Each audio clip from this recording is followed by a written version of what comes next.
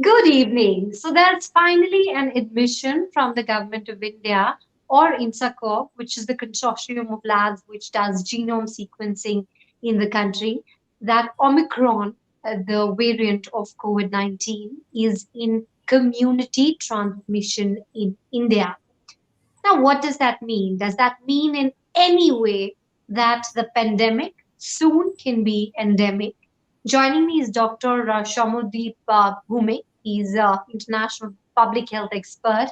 If I can ask you directly, Dr. Soumyadeep, how do you see this statement that Omicron is now in the community transmission mode? While we have been in community transmission mode for a while, but this officially is first admission by the government as far as the Omicron variant is concerned.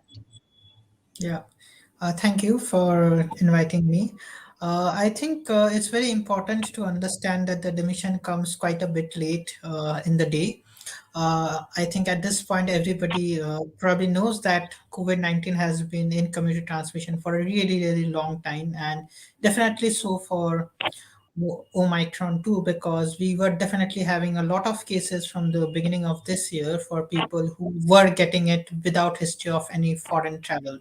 So it's good there is an admission now, and it only I don't think it means anything in terms of policy changes or the plans which the government makes. The government is already on a planned mode. It's just an acknowledgement of something which has been known by the scientific community as well as the public for quite a few weeks now. While it's an admission, but it also means that Omicron is going to impact a large number of people or infect a large number of people. For example, there are reports like, for example, WHO saying that 60% of the population in Europe by somewhere in March will get impacted by the Omicron variant, and soon, at least in this particular part of the world, this could be endemic.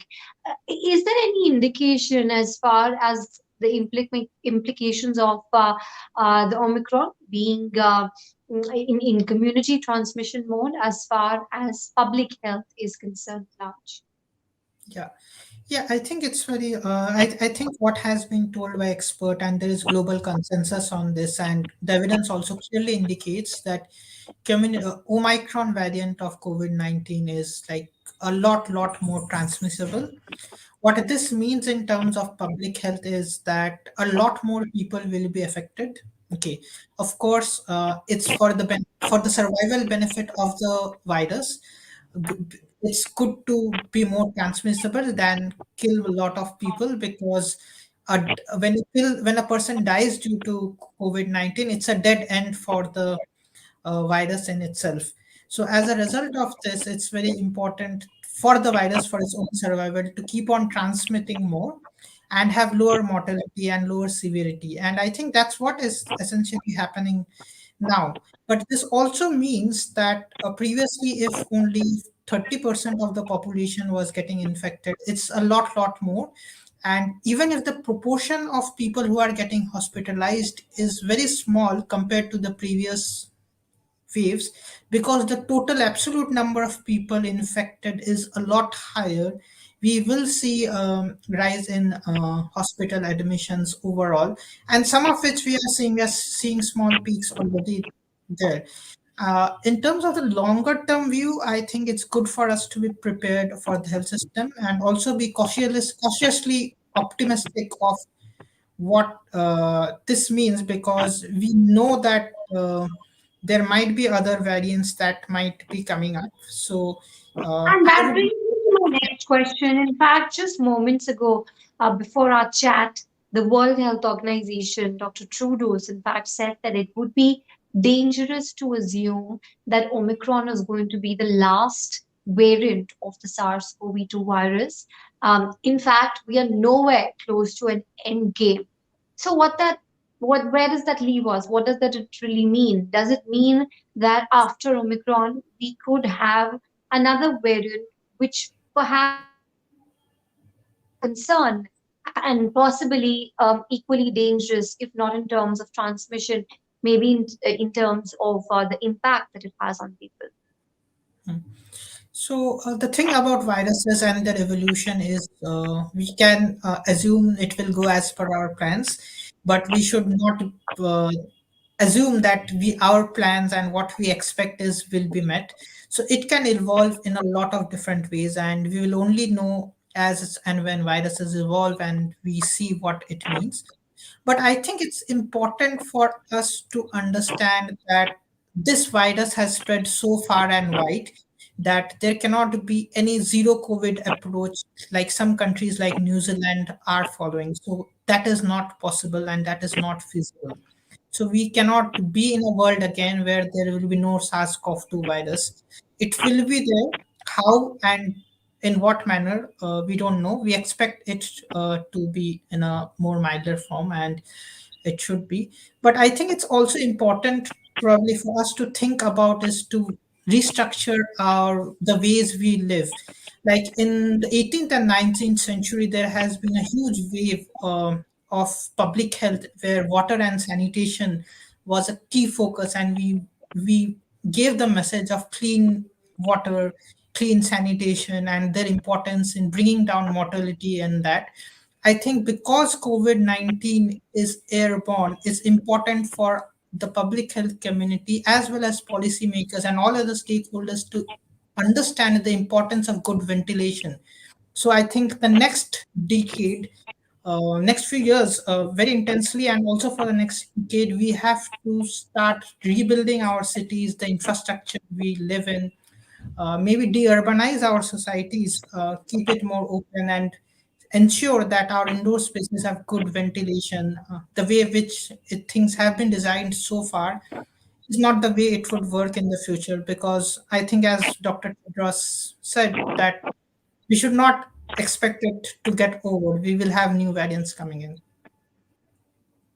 Okay, so what essentially is you're saying is that as far as the post-COVID world is concerned, we need to tweak our ways and we need to set our ways according to how the virus can really impact our lives. But having said that, this is a question that we get asked a lot from our viewers.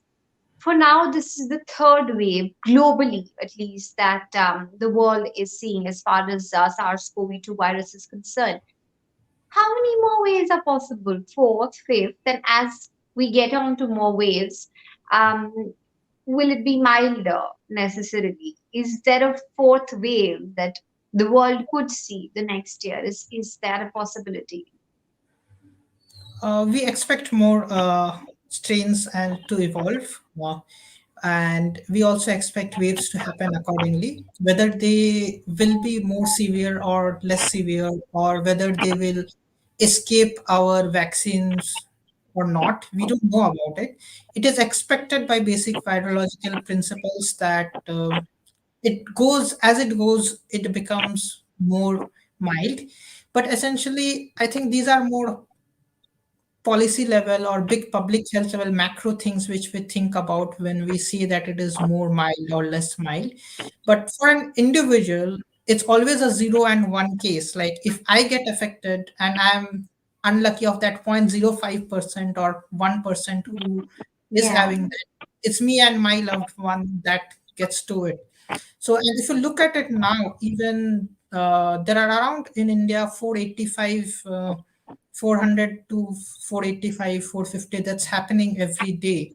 And if you Yeah. add that up for 2, 3 months and we get another wave towards the end of this year, COVID will still be the biggest killer of Indians uh, compared to all other diseases. So I think my approach would be very cautiously optimistic about it and start investing in better ventilation and bring in an era of where we focus on air.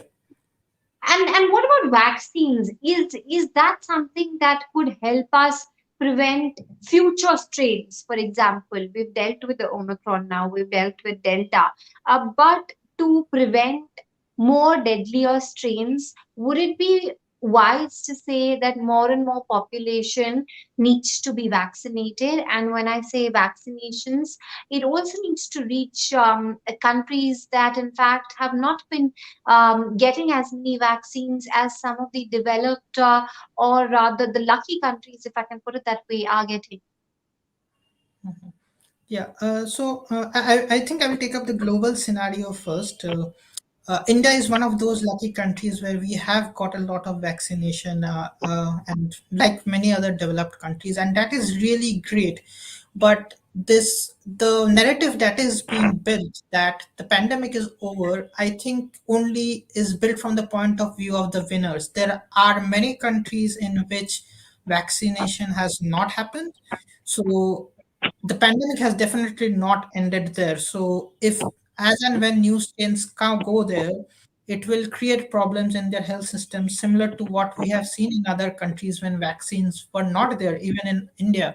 So it's very important to not declare a win. It's still there, and as we have seen from our global experience internationally, if COVID is there, even in one country, even in one society, it can spread everywhere. We live in a very well connected world. And Yeah. in terms of whether vaccines will actually help, yes, it has, because whatever strains we have seen are seen to be reactive to the vaccines we have in hand. But future ones which we will evolve, we don't know if they will be responsive to vaccines, or it might even be vaccine escape variants. So it all depends on a future, and that is all unknown. We expect them definitely to be milder, but whether they will be vaccine escape ones or not, we don't know about it. All right. But Thank you, Dr. sorry, Thank you, just Doctor, for speaking to us. Essentially, what you're trying to say is that it would be a bit foolish to think that the end game is happening soon. We perhaps could see more strains. We perhaps could also see more waves, and which is why it would be wise to tweak our lifestyles accordingly. Ventilation, one of the key areas, as pointed out by Dr. Bhumik there. Thank you so much for watching. Bye bye. thank you.